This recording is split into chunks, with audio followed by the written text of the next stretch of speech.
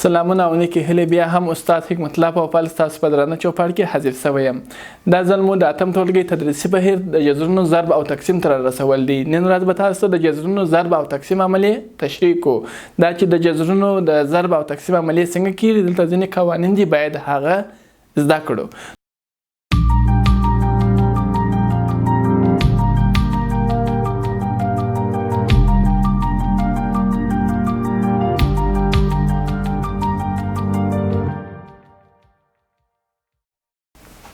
عنوان چې مو دی هغه د جذرونو ضرب عملیه ده.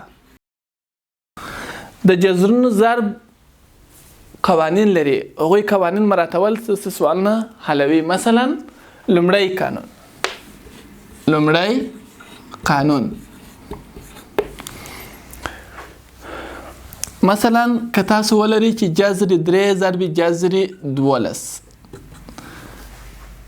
لومړی قانون داسې دی، وایي که چیرې د ضرب په حالت کې مجذورونه مختلف او جذرنما چې نه لیکل شوی، خو موږ پوهېږو چې 2 ده. که چیرې د ضرب په حالت کې مجذورونه مختلف او جذرنماوي مساوي وي، د دې د حل لپاره باید تاسو څنګه وکړئ؟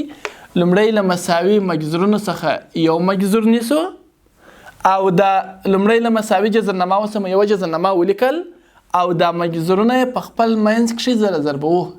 3 ضرب 12. دا مجذورونه جلا جلا جذر لاندې تر یو جذر لاندې یې نیسو. دا مساوي کیږي تر دوام جذر لاندې 3 لومړی په یویس خانه کې ضربو. 3 2 6 3 1 3. شپږدېرش مربع جذر پسې ونیسئ. د دې د ضرب د حاصل جذر مربع پسې ونیسئ. د شپږدېرشو جذر چې دی 6. ولې چې 6 کېږي.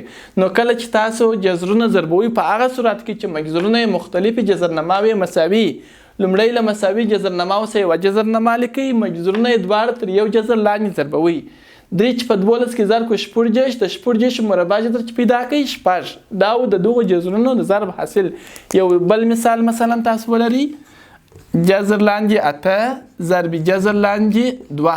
د دې جذرونو حاصل ضرب چې کله تاسو پیدا کوئ، جذرنماوي چې نه لیکل شوي 2.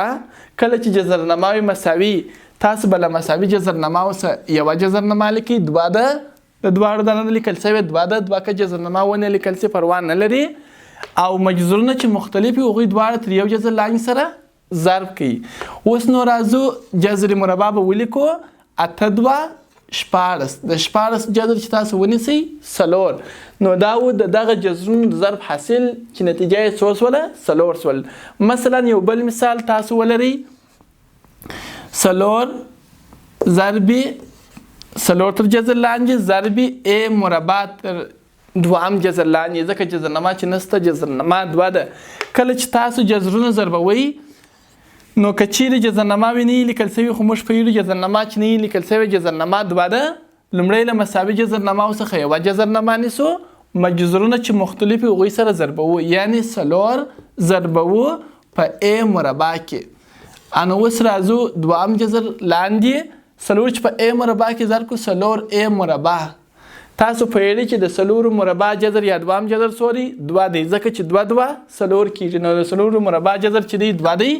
د ا مربع جذر چې تاسو نیسئ دغه توان او جذرنما اختصاریږي د ا مربع جذر موصل ا، یعنې د دې جذرونو حاصل ضرب چې دی 2 ا، یا د 4 ا مربع جذر چې دی 2 ا.